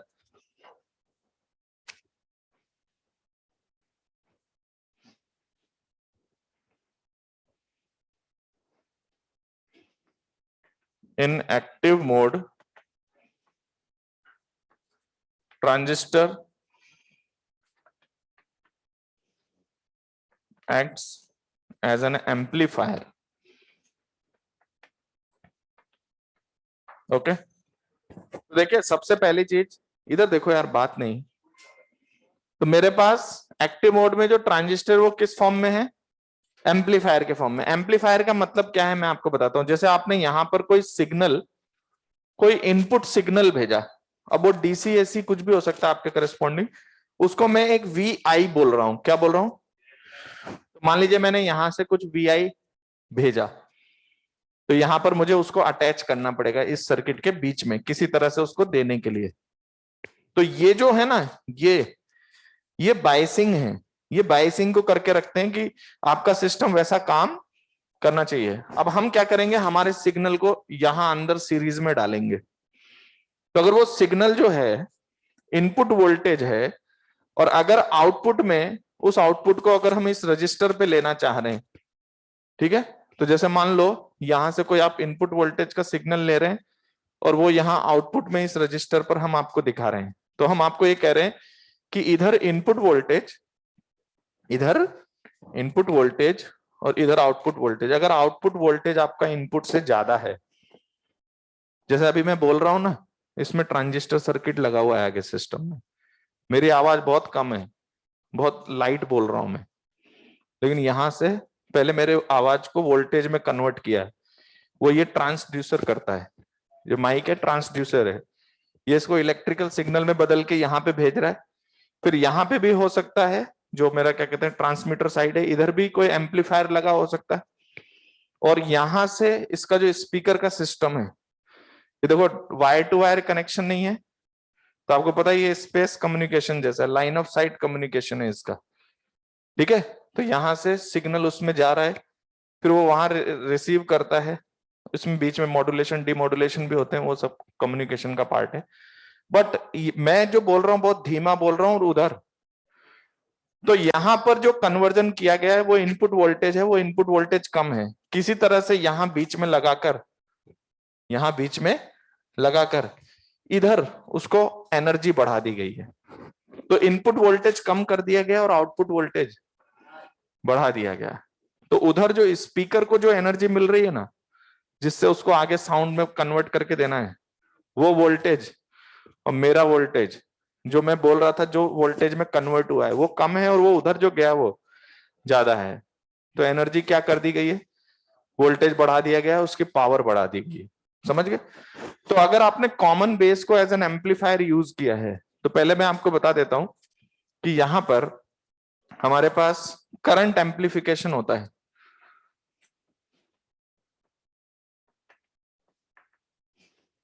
करंट एम्पलीफिकेशन इधर देखो, कॉमन बेस है ना, तो हमने आप पहले अल्फा बीटा डिफाइन किए थे। तो कॉमन बेस में अल्फा होता है। क्या होता है? क्योंकि your output is IC and input is, तो जो करंट एम्पलीफिकेशन है ना बेसिकली वो होता है output current upon input current. तो alpha is your IC upon I, ये अल्फा है। तो बताओ ये तो लेस देन 1 होता है। तो अगर मैं इस सर्किट को एम्पलीफायर की तरह यूज कर रहा हूं तो करंट तो एम्पलीफाई नहीं हुआ है, लेकिन मुझे देखना है कि क्या मेरा वोल्टेज एम्पलीफाई हो गया है। क्या क्या एम्पलीफाई हो गया है? वोल्टेज। तो जैसे कि सबसे पहले ये लेस देन 1 है, इसी में मैं एक और पॉइंट बोल देता हूं। अगर ये सपोज एसी है तो एसी में आप करंट का वेरिएशन करेंगे, उसी तरह से इस करंट में भी वेरिएशन करेंगे, तो ये जो अल्फा होगा वो इनके वेरिएशंस का रेशियो हो जाएगा, डेल्टा आई सी अपॉन, ये किस केस में अगर आप क्या यूज कर रहे हैं, एसी, और कोई पर्टिकुलर है तो आपको रेशियो पता ही है, लेकिन ये लेस देन 1 है। अब आपको क्या चाहिए, करंट, तो वोल्टेज गेन। अच्छा ध्यान रखना, इसको भी करंट गेन भी बोला जाता है। अच्छी बात है।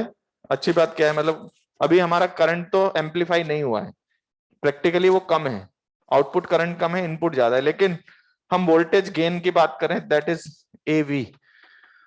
तो पहले मैं इसको लिख रहा हूं वी आउट अपॉन वी इन। तो वी आउटपुट, उसको अगर मैं लिखना चाहूं तो ये मेरा आई आउटपुट करंट कौन सा है, IC, IC into R out upon I E into R in. Okay, और अगर आप वेरिएशंस के करस्पॉन्डिंग बात कर रहे हैं तो आप इसको ऐसे भी बोल सकते हैं, डायरेक्ट वेरिएशन ही लिख देता हूं, उसमें क्या फर्क पड़ा है, डेल्टा आईसी और डेल्टा आई। भाई आप यहां पर एक्स्ट्रा वोल्टेज देंगे, उससे जो चेंजेस होगा उन सबके करस्पॉन्डिंग। तो बेसिकली आपका ये आप सर्किट में यूज कर रहे हैं, जब कोई एक्स्ट्रा वोल्टेज इनपुट डालते हैं तो उन करंट्स में वेरिएशन होता है, उस करंट में वेरिएशन के corresponding voltage output upon voltage input. अब होता क्या है, ये वोल्टेज एम्पलीफिकेशन है ना, that is equal to alpha into R out upon R in. तो ये तो लेस देन 1 है, लेकिन R out upon R in 1 से बहुत बड़ा होता है, समझ में आई बात। और 1 से बहुत बड़ा होने का मतलब, अगर ये 1 से बहुत बड़ा है तो आपका एवी 1 से बड़ा होता है, तो इसको आपको दिखता है कि वोल्टेज बढ़ गया, समझ में आएगा। इसको मैं एक बार समझा देता हूँ, 2 मिनट का समय लगेगा। कैसे क्या हुआ, देखो दोनों इक्वेशंस आपके सामने, तो इसलिए यहां समझना आसान है। आपने यहां से कोई वोल्टेज दिया, सपोज वी आई, तो वी आई को दिमाग में ऐसे रखो कि सर हमने आई ई बदल दिया, वी आई को उसके साथ लेने पे आई वी ई बदल दिया। तो आपने यहां पर कुछ इनपुट वोल्टेज दिया है, उसको माइंड में रखो, क्योंकि ये वीई तो कांस्टेंट है, तो आप समझो कि यहां पर जो वोल्टेज लगा है उसको वेरी करा दिया आपने। तो मुझे बताइए, जब मैं यहां पे वेरिएशन लगाऊंगा तो that variation minus delta I E R I होगा, यस और नो। तो डेल्टा वीबीई तो 0 है, क्योंकि इसने मना किया हुआ है वोल्टेज में बहुत ज्यादा चेंज होने से। तो क्या जो वीई में चेंज करके भेज रहा हूं मैं, वही मेरा इनपुट वोल्टेज है, तो वो इनपुट वोल्टेज किसके बराबर हुआ, डेल्टा आई ई आर आई के बराबर। तो आप देख रहे हो मैंने इनपुट वोल्टेज को क्या लिखा, delta I E into R आई, समझ में आ रहा है। आउटपुट साइड में आ जाओ, आउटपुट में आपको कुछ नहीं लगाना है, आउटपुट यहां मिलेगा। तो क्या आपको लगता है कि अगर आप आईई में कुछ चेंज करते हैं तो आईसी में कुछ चेंज होगा, आईसी में चेंज आने से वीसीबी में चेंज होगा, तो क्या आपको लगता है जो वीसीबी में चेंज आ रहा है तो वीसीसी तो फिक्स वैल्यू है, तो यहां पर चेंज आता है आपके पास और वो चेंज इस पर ट्रांसमिट हो जाएगा। इक्वेशन आपके सामने, VCB equal to VCC minus ICR out. यहां पर डेल्टा लगाऊंगा तो वो डेल्टा यहां दिखाई देगा। तो मेरा आउटपुट में कितना वोल्टेज का वेरिएशन आया है, वो है delta IC into R out, जो मेरा इस रजिस्टर पे मिल रहा है मुझे, यस और नो। तो ये आउटपुट में आपको वोल्टेज चेंज मिल रहा है, उधर इनपुट में जो आपने लगाया है वो इनपुट के वोल्टेज को चेंज कर रहा है, उस रेशियो को हम क्या बोलते हैं, delta I C R out upon delta I R in.